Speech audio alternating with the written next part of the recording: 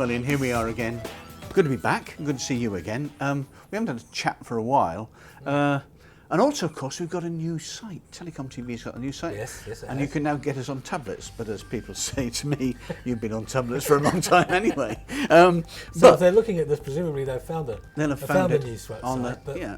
but I mean, we could point out that we think it's really good for viewing on smartphones and tablets as well as your old laptops computers. and all that. That was the idea And of doing it, really. widescreen cinema. IMAX. Yes. So once for us. And 3D next year. Exactly. Now, wearable technology. Oh yes. I did a piece about this last week.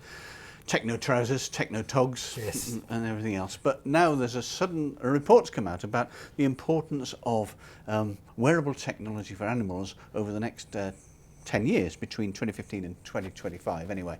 And they say it comes from a company called ID TechX, and it says the US, it'll be worth 2.6 billion annually within 10 years at least.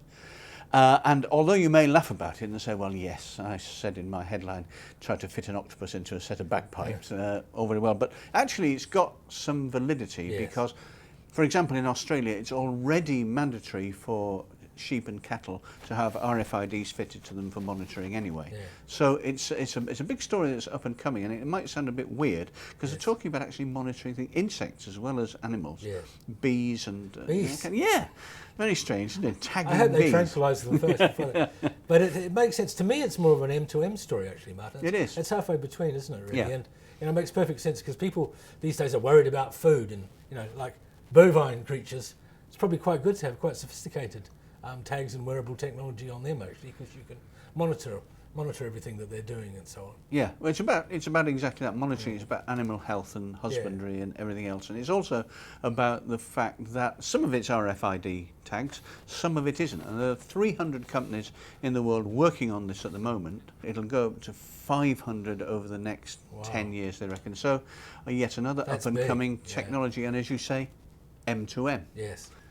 Well, now Ian, Dean Bubley, old friend of ours, man of views. Yes, indeed.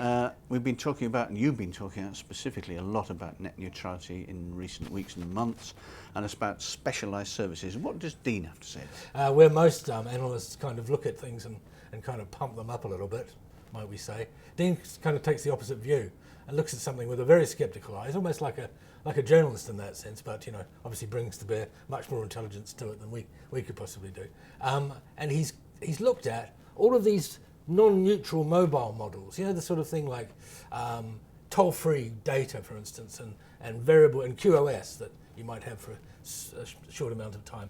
And this topic cropped up, of course, when the telecoms package, which is still going through the European process, it's going to the Council of Ministers recently, had within it this idea about specialised services. So Dean's looked at all these possible specialised mobile services and worked out that, surprise, surprise, they're not really going to make anybody any money. So after all the argument and so on, it turns out that probably, if you add them all up, and he reckons it's about 25 of them, it'll come to like 6% of broadband mobile revenues by 5 years from now. That's all, after all this? Yeah, after all of that. Well, that's on his figures, but really he's saying it's not really worth it. I mean, that's 2% of overall mobile revenues. So it's hardly worth giving yourself a bad reputation and spending hundreds of millions on lawyers and losing all your political capital over. I would say that's his view. So he's basically saying, look, some good ideas in there, but probably not worth the effort.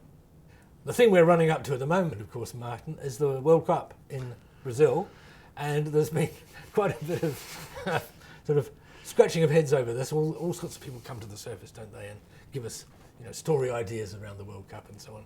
Now you've sort of run down a good one, which is about, surprise, surprise, lots of mobile usage. Well, it's just a surprise. It's fantastic, isn't it? This is the worst time of the year for me, of course. Hating football as I do, and hating tennis as I do.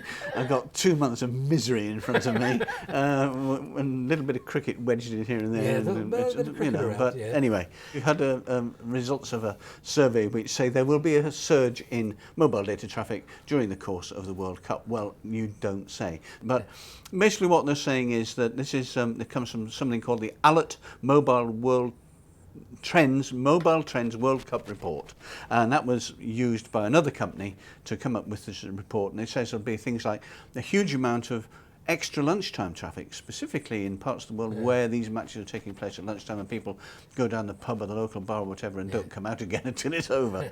And there'll be a lot of YouTube stuff early in the mornings and on the morning after the night before and that sort of thing. And of course there'll be a lot more traffic on tablets, on smartphones, LTE, 4G, etc. Exactly, which makes sense.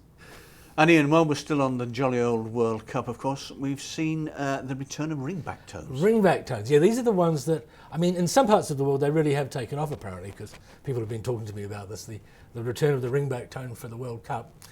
In the UK, not so much. In the late 90s, I remember people approaching me to do a story about ringback tones. They were going to be the next big thing. And they're the tone that you might hear when you ring somebody up. Not the tone that they hear when you ring or that you hear when they ring you up on your phone. Sure. But what they hear on the phone when they ring you up. And it means that you could, you know, with the new technology and so on, you can make these personalised, of course. So they thought, well, with the World Cup, this could be a great opportunity to really promote ringback tones, because you could have your own country chant, for instance.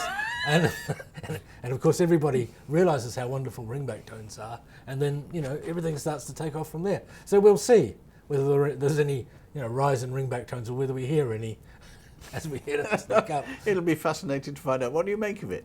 Well, it has a certain resonance. I mean, I suppose I can see somewhere like Brazil. Depends how far they go, doesn't it? Yeah. So, you know, if they were right into the finals, I can imagine people putting, especially in other countries, Brazilians say, or English people, putting that, you know, their own fan chant onto their phones, because, you know, it's all a bit it's of all a buzz. part of the razzmatazz. Yeah, so it could work. Absolutely. And ringback tones are a bit more sophisticated. They can do all sorts of messaging and stuff like that too. So, you know. No, I can actually see that. Yeah. In bars and people. Yeah. And of course the great thing is the telco gets the revenue. There's nobody else can cream it off like they did with ringtones. No, so no OTT involvement or anything like that. Nothing like that. Well, Ian, Codgers are back. As we said, a beautiful view. And of course, what we do want to remind people, we have got a completely redesigned TelecomTV site. We made it easier for people to read and view on tablets, on mobiles, on smartphones, LTE and so on. Yes. And we've taken out some of the complexity, I would say, wouldn't you? Yeah. And now we're hoping that, you know, we're going to refresh the stories every day, so that when you come onto the homepage, you'll see the latest story right in front of you. It's the only thing you'll see. And you'll have to scroll down to get to the others. So we hope that's sort of a more, a pared back and more fitting sort of environment for people to read the stories in. Well, we're going to head out into the summer heat now and go to find some specialised services in Soho. Yes, indeed. Which is just around the corner, especially for you and I. And we'll feel better for that, I'm sure, in due course. Okay. We could find a specialised pub to have a quick beer in. I think we bloody well could.